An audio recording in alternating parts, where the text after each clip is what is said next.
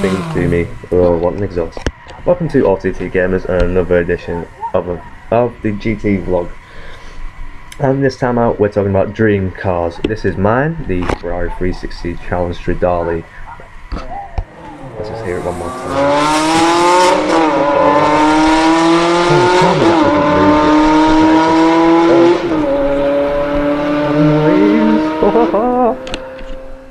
Yeah, so that's my dream car. If money was no object, it would be the Ferrari 360 Challenge Stradale. What would yours be? I mean, that's the reason why I love that car, because the noise, can't you tell? Oh, it does very weird things to me.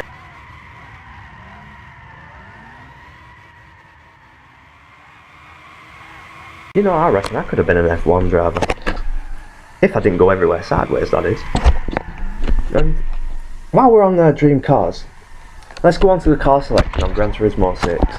Now, we all know there's over 1,200 cars listed on Gran Turismo, but it's a case of the car choice selected is rather poor. For example, look at MX-5s.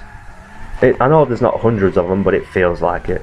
You go onto an MX-5 and you can spend an eternity looking through them, and they're all pretty much the same. There is no need to do that. Polyphonic and Gran Turismo, just no need.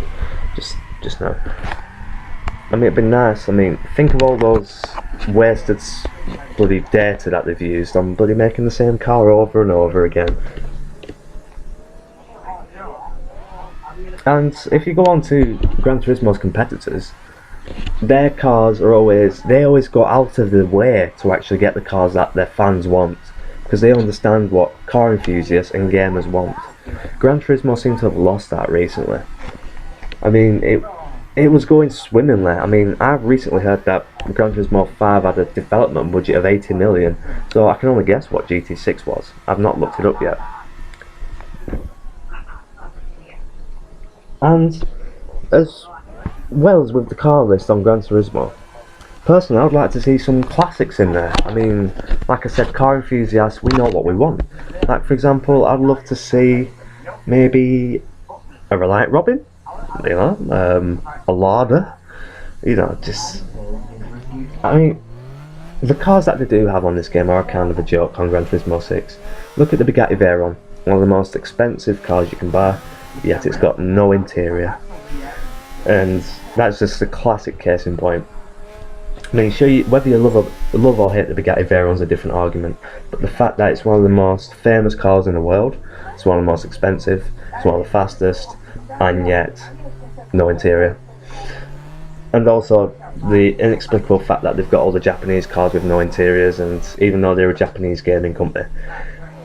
So, you know, and that's all I'm saying. I'm not here to rant on about Gran Turismo, not this time. And well, let's carry on the rant a little, just a little. The stickers that we touched upon last time, how you can put stickers on the cars. Now, like I said, it isn't a major advancement. I mean, that is quite pathetic. I mean, if someone said to you, well, what are the vinyl customizations options on Gran Turismo? I would have to say, you can only put a sticker on with up to 2 numbers up to 99. And that is really not impressive in 2014. I mean, if you go back over 10 years, a whole decade, to Need for Speed Underground 1, they had painted brake calipers back then. We've only just received them on GT6. Now, you can come up with an excuse for that if you want, but I don't think that's excusable. I mean, let's be honest, if we're going to talk about a dream scenario, like for example our dream driving game, it definitely wouldn't have much Gran Turismo in it. It'd probably more be a combination of an open world map, like say Need for Speed Most Wanted or Forza for example, and we'd want the customization of Need for Speed and Forza put together, and we'd want maybe the physics done by Gran Turismo but with help from somebody else, you know, just to make sure they get the sound right, like maybe get Codemasters to do the sound, and then we'd be onto a right winner, you know. But that's never going to happen, that's just a dream. But you know, you got to have a dream. Now, I'm just going to quickly ask you guys a little question. Have you ever been angry at your PlayStation 3 console? Have you ever wanted to destroy it? Well, this is what I'm going to be doing. I'm going to be destroying my old PlayStation 3 console. So, if you have a suggestion on how I should destroy it, I'll be picking the top 3 to top, or maybe even top 5 suggestions. So far I've had suggestions along the lines of run it over, set it on fire, and I will pick the best suggestions and I will film them, of course, and I shall upload it when I can. And I'll explain, I'm not destroying it because I have a hatred of PlayStation, don't get me wrong. If it was going to be a hatred destruction, it would be an Xbox I'd be destroying, but this is because my PlayStation, this old PlayStation console, it has a bad lens, and it's just payback for me. For all the times that it's not worked, for all the times where it's pissed me about, I'm going to destroy it and get satisfaction from doing it. But this is your chance to ask me to do what you wanted to do. Did you ever feel like you wanted to throw it at the wall, or you... what? I don't know. However you want me to destroy it, just leave a suggestion on there and I will have a look. But please keep it within reason. You know, don't say stuff like, oh, run over it with a digger, you know, when we're going to get a digger, or hit it with a wrecking ball, you know, when we're going to get a wrecking ball. And yeah, just keep it realistic.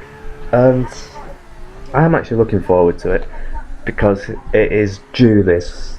I mean, it had this, it felt like the console had amnesia or Alzheimer's or something. Like, I'd put the disc into it and it would go, no, there's no disc in me, spit it back out and then suck it back in again, and then it's just stupid. The consoles, and basically it's my payback.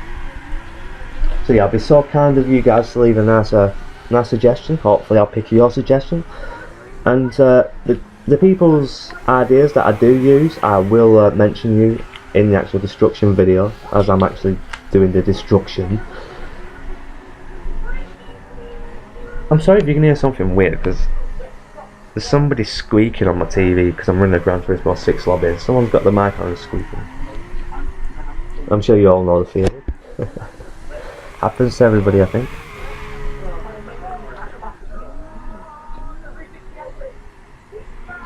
Yeah, so with the car list on Gran Turismo, what cars would you like to see in the game?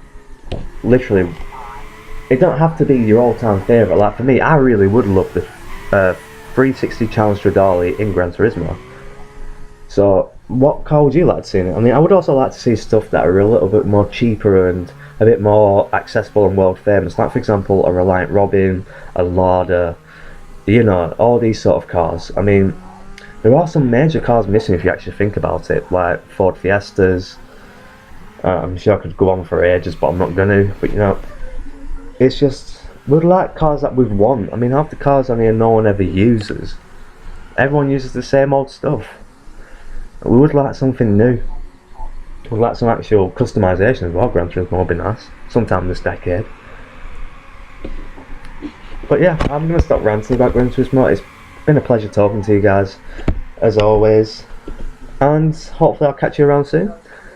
And by the way, I should explain, the song what I used on Epic Lag was called Batman and Drugs. So blah blah blah blah blah blah blah.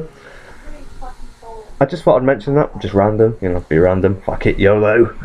And by the way, the little clip coming up now is just a little clip that we had from a random lobby. There's no reason for it, but fuck it, I'll see you some other time, and fuck it, YOLO.